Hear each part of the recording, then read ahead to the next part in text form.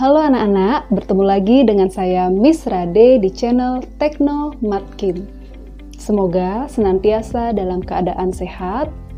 Pada kesempatan kali ini kita akan mempelajari perhitungan matematis sifat koligatif larutan, di mana kita akan belajar menghitung penurunan tekanan uap jenuh, kenaikan titik didih, penurunan titik beku, dan tekanan osmosis. Maka, untuk lebih lengkapnya, mari kita simak video pembelajaran berikut ini.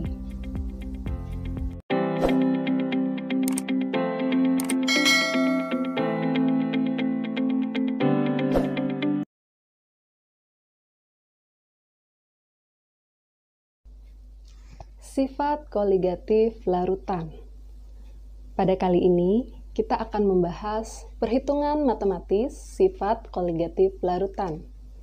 Terdapat 4 jenis sifat koligatif larutan yang akan kita pelajari, yakni penurunan tekanan uap jenuh, kenaikan titik didih, penurunan titik beku, dan tekanan osmosis.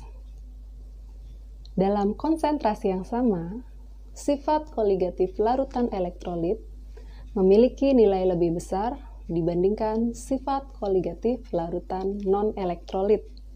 Mengapa demikian?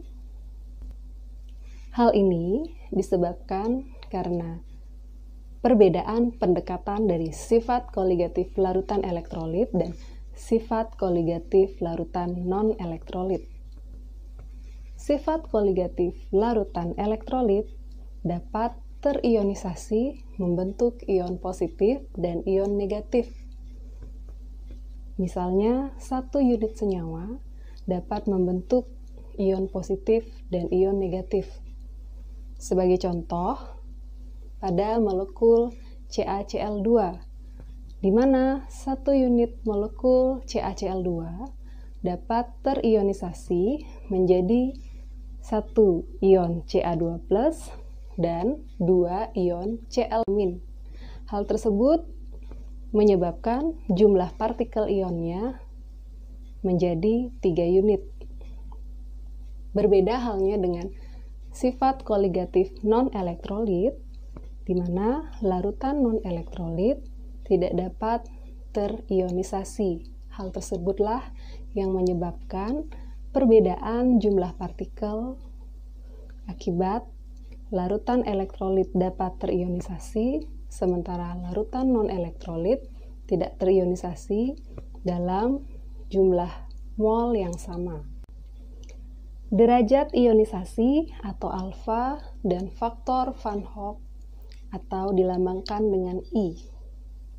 Banyaknya jumlah ion atau kemampuan suatu senyawa mengalami ionisasi dinyatakan dalam derajat ionisasi atau derajat disosiasi yang dilambangkan dengan alfa. Secara matematis, alfa sama dengan jumlah mol zat yang terionisasi dibagi jumlah mol zat yang dilarutkan. Pada larutan elektrolit kuat, nilai alfanya akan mendekati 1. Sementara untuk larutan elektrolit lemah, karena jumlah ion yang dihasilkan lebih sedikit, maka nilai alfanya di bawah 1, namun lebih besar daripada 0. Oleh karena itu, jumlah ion harus diperhitungkan dalam perhitungan sifat koligatif larutan, di mana dengan menggunakan rumus dari faktor Van Hoff yang dilambangkan dengan I. Secara matematis dirumuskan I sama dengan 1 plus N-1 alfa. Lanjut ke penurunan tekanan uap jenuh yang dilambangkan dengan delta P. Delta P secara matematis dirumuskan delta P sama dengan P0 dikurangi P. P0 merupakan tekanan uap jenuh pelarut murni, sementara P merupakan tekanan uap jenuh larutan. Ingat, tekanan uap jenuh pelarut murni selalu lebih besar dibandingkan tekanan uap jenuh larutan. Raoult juga menurunkan rumus tekanan uap jenuh secara matematis diperoleh penurunan rumusnya, yaitu delta P sama dengan P0 dikali XT. XT merupakan fraksi mol zat terlarut yang dijabarkan NT per NT plus NP atau mol zat terlarut dibagi mol total. Sehingga jika dijabarkan secara keseluruhan berdasarkan hukum Rolle, delta P sama dengan P0 dikali NT per NP plus NT. Lanjut, di kenaikan titik didih yang dilambangkan dengan delta TB. Kenaikan titik didih atau delta TB secara matematis dirumuskan delta TB sama dengan titik didih larutan dikurangi titik didih pelarut, di mana delta TB juga dirumuskan, yakni delta TB sama dengan KB dikali molal. KB merupakan tetapan titik didih suatu pelarut. Jika pelarutnya air, maka nilai KB-nya 0,52. Namun, jika pelarutnya di luar air, maka tentu nilai KB-nya akan berbeda sesuai tabel yang sudah disajikan. M menyatakan molal. Ingat, rumus molal adalah massa per mr dikali 1000 per P dalam gram. Penurunan titik beku atau delta TF. Secara matematis, penurunan titik beku dirumuskan delta TF sama dengan titik beku pelarut dikurangi titik beku larutan, di mana delta TF juga dirumuskan, yakni delta TF sama dengan KF dikali molal. KF merupakan tetapan titik beku suatu pelarut. Sama halnya seperti titik didih, jika pelarutnya air, maka tetapan titik bekunya 1,86 derajat Celcius per molal. Namun jika pelarutnya di luar air, tentu tetapan titik bekunya atau nilai KF-nya akan berbeda seperti tabel yang sudah disajikan. Kemudian, penurunan titik beku ini juga didasarkan dari jumlah molalnya. Ingat, rumus molal sama dengan massa per mr dikali 1000 per P dalam gram. Tekanan osmosis atau Pi secara matematis dirumuskan, yakni Pi sama dengan M dikali R dikali T. M menyatakan konsentrasi molar, ingat rumus molar, massa per mr dikali 1000 per volume. R menyatakan tetapan gas ideal, yaitu 0,082 liter atmosfer per mol Kelvin. T adalah suhu harus dalam Kelvin. Itulah rumus untuk menentukan nilai tekanan osmosis. Bagaimana perumusannya jika suatu larutan sifat koligatif merupakan larutan elektrolit? Maka ingat harus dikalikan dengan nilai I. Yang pertama, untuk penurunan tekanan uap jenuh, maka nilai I-nya harus dikalikan dengan mol terlarutnya. Ingat, Miss garis bawahi, untuk penurunan tekanan uap jenuh, nilai I harus dikalikan dengan mol terlarutnya. Sehingga perumusannya, delta P sama dengan P0 dikali NT dikali I per NT dikali I plus NP. Kemudian untuk kenaikan titik didih juga sama. Sebenarnya I itu dikalikan ke dalam mol terlarutnya. Tapi untuk perumusan di kenaikan titik didih, secara matematis kita bisa letakkan I-nya di luar mol terlarutnya. sehingga dapat dirumuskan menjadi delta TB sama dengan KB dikali molal dikali I. Begitu pula penurunan titik beku, delta TF sama dengan KF dikali molal dikali I, dan yang terakhir untuk tekanan osmosis juga sama, ingat dikalikan I sehingga menjadi P sama dengan M kali R kali T dikali I. Itulah rumus-rumus yang akan kita gunakan dalam perhitungan matematis sifat koligatif larutan. Untuk lebih memantapkannya, mari kita latihan soal secara bersama-sama. Latihan soal penurunan tekanan uap jenuh. Diketahui uap jenuh air murni pada suhu 30 derajat Celcius adalah 31,8 mmHg. Jika fraksi mol air 0,6, maka penurunan tekanan uap jenuh larutan tersebut adalah, seperti biasa kita tulis dulu yang diketahui.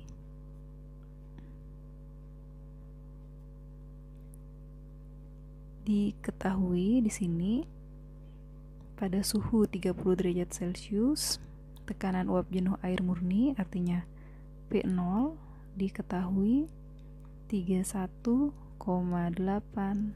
mmHg. Kemudian jika fraksi mol airnya 0,6, jadi jika XP sama dengan 0,6, pertanyaannya adalah penurunan tekanan uap jenuh larutan tersebut. Berarti yang ditanya adalah delta P. Langsung saja kita jawab. Maka rumus delta P yang digunakan adalah, karena ada P0, ada XP, berarti kita gunakan rumus yang hukum Raoult. Jadi delta P sama dengan P0 dikali XT. Nah, bagaimana cara memperoleh XT tersebut? Nah, ingat, jadi XP ditambah XT itu hasilnya pasti sama dengan 1. Maka untuk memperoleh XT sama dengan 1 min XP. Berarti 1 dikurang 0,6. Sehingga diperoleh nilainya 0,4. Nah, XT sudah kita peroleh, maka kita bisa lanjutkan perhitungannya. Delta P sama dengan 31,8 dikali 0,4.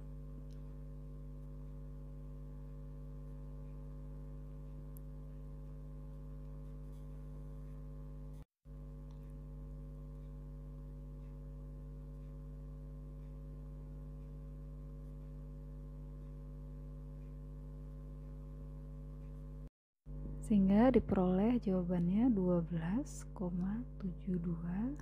mmHg.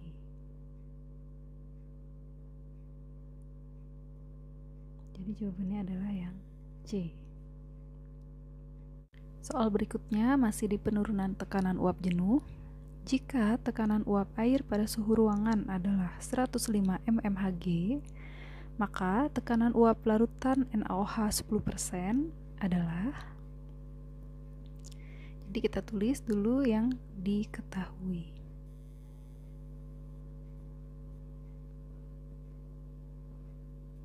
Diketahui di sini adalah tekanan uap air, berarti P0-nya 105 mmHg.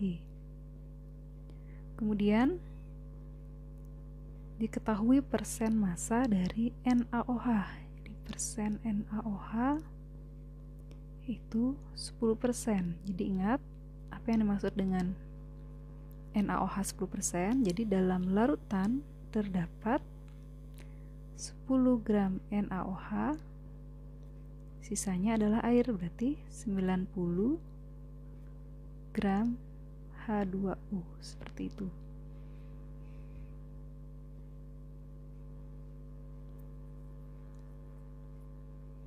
Nah, yang ditanya adalah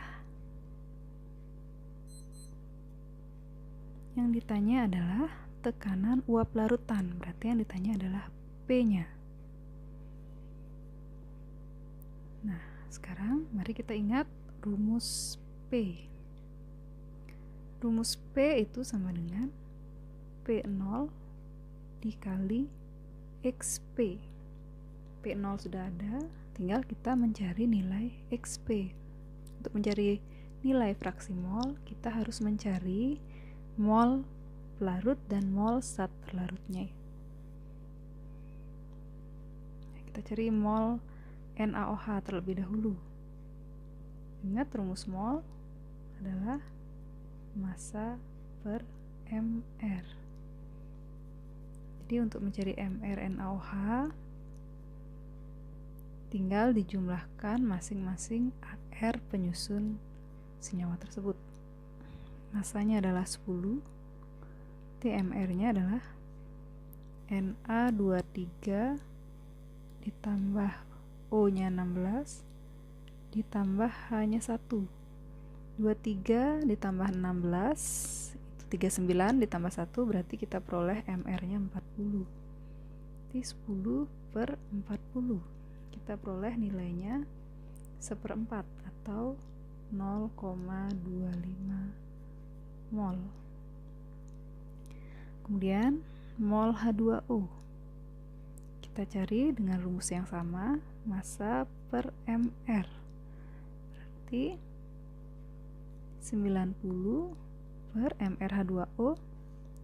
H2O ARH 1 T1 dikali 22, O nya ada 1 dikali 16 berarti AR MR dari H2O yaitu 18. 90 dibagi 18.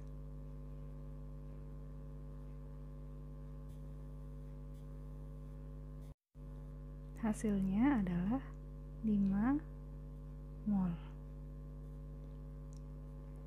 Nah, sudah diperoleh mol masing-masing, kita bisa masukkan rumusnya. Nah, ingat, perhatikan bahwa di sini NaOH itu termasuk ke dalam suatu larutan elektrolit. Kalau elektrolit berarti kita melibatkan faktor Van Hoff. Maka penjabaran rumusnya menjadi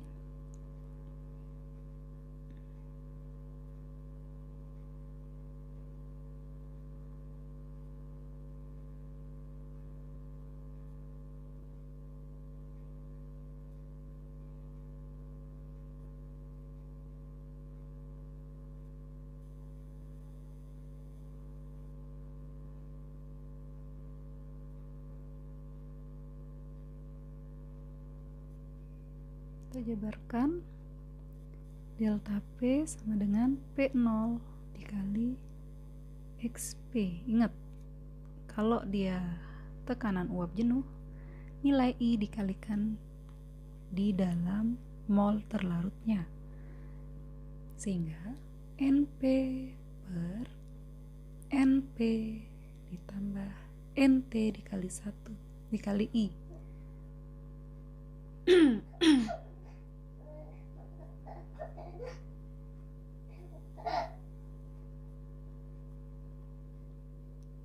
Seratus 105 mmHg dikali 5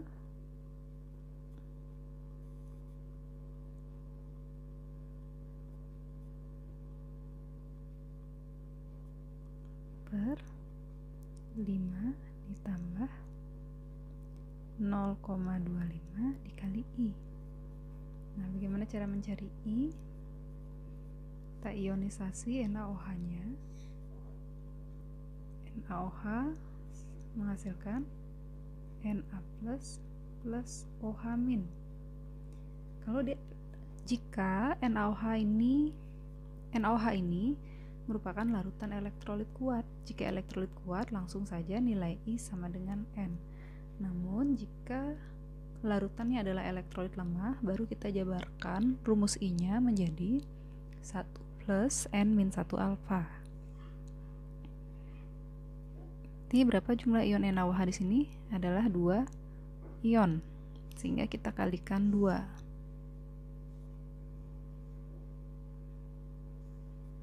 Ini kita kali 2, jadinya 105 mmHg dikali 5 per 5,5.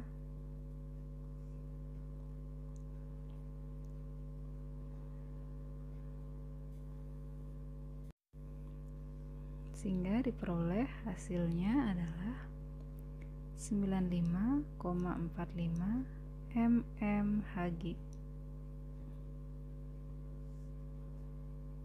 Jadi jawabannya adalah yang D ya.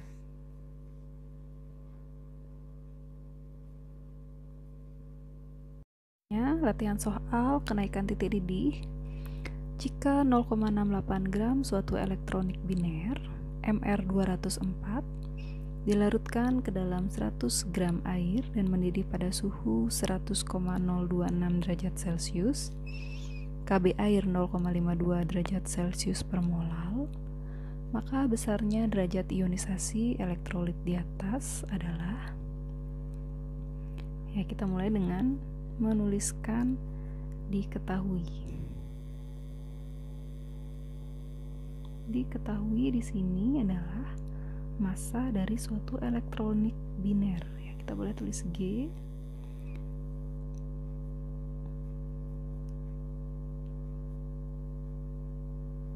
Itu sama dengan 0,68 gram. Kemudian jika disebut elektronik biner, artinya jumlah ion dari larutan tersebut adalah 2. Kemudian dilarutkan ke dalam 100 gram air. Jadi P-nya 100 gram. Dan air dan larutan mendidih pada suhu 100,026. Berarti itu adalah TB-nya. TB artinya adalah titik didih larutan. Jadi 100,026 derajat Celcius. KB 0,52 derajat Celcius per molal. Ini pertanyaannya adalah berapa nilai derajat ionisasinya? Berarti berapa nilai alfanya? Ya, langsung saja kita cari jawabannya. Ya, karena ini adalah soal kenaikan titik didih, kita jabarkan saja dulu rumusnya ya. T delta TB itu merupakan rumusnya titik didih larutan dikurangi titik didih pelarut. TB dikurangi TB0. Kemudian dari sini kita akan memperoleh nilai delta TB. Kita peroleh delta TB, kita masukkan ke rumus yang kedua, yaitu delta TB sama dengan molal kali KB. Karena ini adalah elektrolit, ingat dikali I. Jadi ini adalah rumus yang akan kita gunakan untuk menjawab soalnya.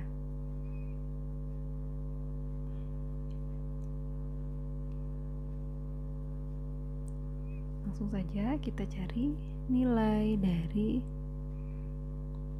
delta TB-nya terlebih dahulu. Jadi delta TB sama dengan 100,026 dikurangi TB0, TB air adalah 100, maka diperoleh delta TB sama dengan 0,026 derajat Celcius. Sudah dapat delta TB, baru kita akan mencari nilai alfa. Berarti delta TB ya, jadi ini masuk ke sini.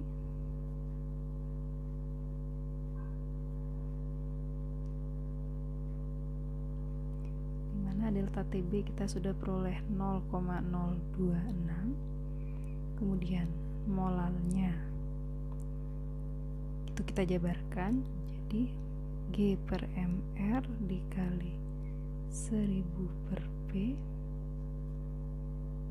dikali 0,52 dikali I, seperti itu. Kita cari I-nya saja terlebih dahulu. Jadi 0,026 sama dengan 0,68 per 204 dikali 1000 per 100 dikali 0,52 dikali I. Oke, yang bisa dicoret kita coret. Ini bisa dicoret nolnya 2. Kemudian ini bisa kita coret.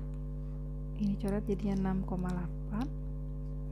Kemudian kita pindahkan ke ruas kiri semuanya. Berarti jadinya I sama dengan 0,026 dikali 204 dibagi 0,52.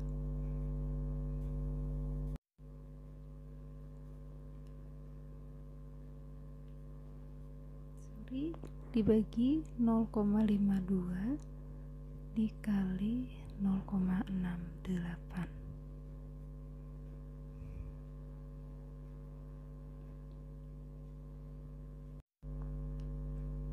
Dibagi 6,8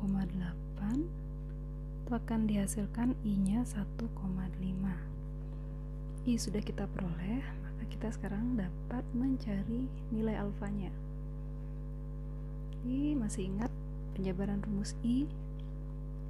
I sama dengan N-1. I sama dengan 1 plus N-1 alfa. 1 plus N-1 alfa. Di I itu adalah 1,5. 1 ditambah biner artinya nilai N-nya 2. 2 min 1 alfa kita cari. 1,5 sama dengan 1 ditambah 2 kurang 1 1 dikali alfa sehingga alfa bisa diperoleh nilainya 0,5. Maka jawabannya adalah D.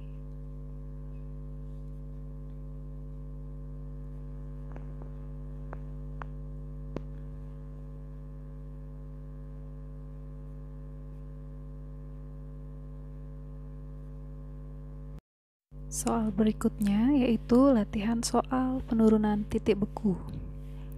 Penurunan titik beku larutan 28% berat KOH MR56 di mana KF 1,8 derajat Celcius per molal adalah jadi yang pertama-tama dilakukan adalah menulis diketahui. Diketahui adalah persen dari KOH. Persen KOH itu sendiri adalah 28%. Dengan kata lain, dalam 100% larutan, jadi terdapat 28 gram KOH, sisanya air. Berarti sisanya adalah 72 gram air. Kemudian MR diketahui 56 di mana KF-nya 1,8. Pertanyaannya adalah penurunan titik beku. Ingat ada penurunan, ada kata penurunan di depannya, berarti yang ditanya adalah delta TF. Langsung saja kita jawab bersama-sama.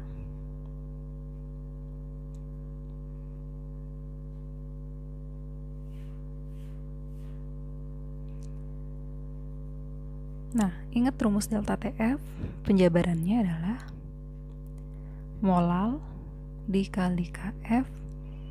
Ingat, karena KOH adalah elektrolit kuat, berarti dikali I. Karena dia elektrolit kuat, maka I sama dengan N. Kita cari jumlah ion dari KOH. KOH terionisasi menjadi K++ OH-. Ternyata ion positifnya 1, ion negatifnya 1. Totalnya ada 2 ion. Berarti identik di sini nilai I-nya adalah 2. Langsung saja kita lanjutkan. Berarti delta TF kita jabarkan lagi rumus molalnya, yaitu G per MR dikali 1000 per P dikali KF dikali I. Nah, delta TF-nya yang dicari, karena itu yang ditanyakan. Massa KOH 28, MR-nya 56 dikali 1000 per massa pelarut 72, kemudian KF-nya 1,8 dan I-nya 2. Maka berapakah hasilnya?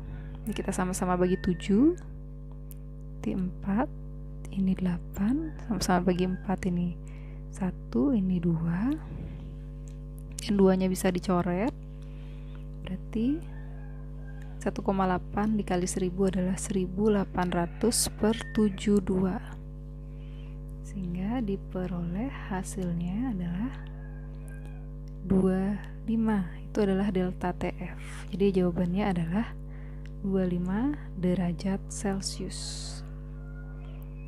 Jika yang ditanya titik beku larutan, misalnya TF yang ditanya, baru kita proses lebih lanjut lagi. Berarti caranya, rumusnya TF0 min delta TF. Jadi kalau yang ditanya adalah titik beku larutan, T0 min 25, maka jawabannya min 25 derajat Celcius. Itu jika yang ditanyakan adalah titik beku larutan, tapi di sini yang ditanya adalah penurunan titik beku, maka jawabannya adalah 25 derajat Celcius. Jawabannya adalah D.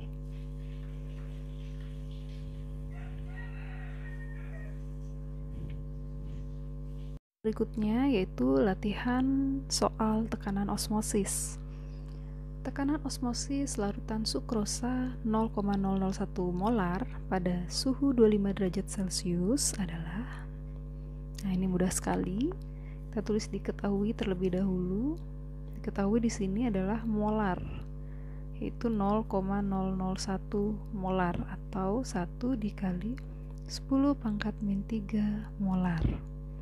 Suhunya 25 derajat Celcius. Nah, karena ini adalah tekanan osmosis, ingat suhunya harus dalam Kelvin, berarti 25 ditambah 273, hasilnya adalah 298 Kelvin. Adapun pertanyaannya itu adalah tekanan osmosis itu sendiri nilainya berapa?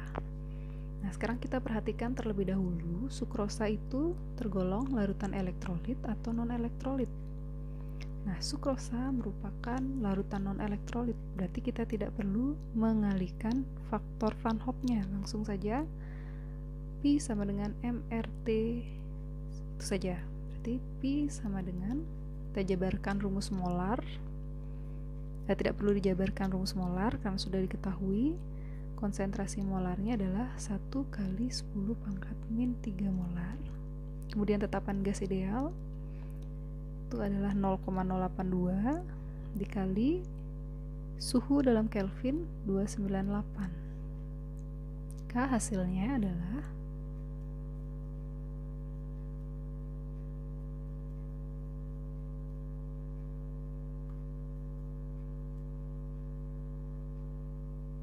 (0,024 atm.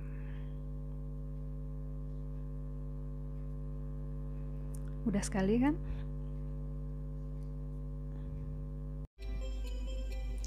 Sekian video pembelajaran hari ini, semoga bermanfaat. Jangan lupa dukung terus channel kami dengan klik like, komen, dan subscribe. Terima kasih.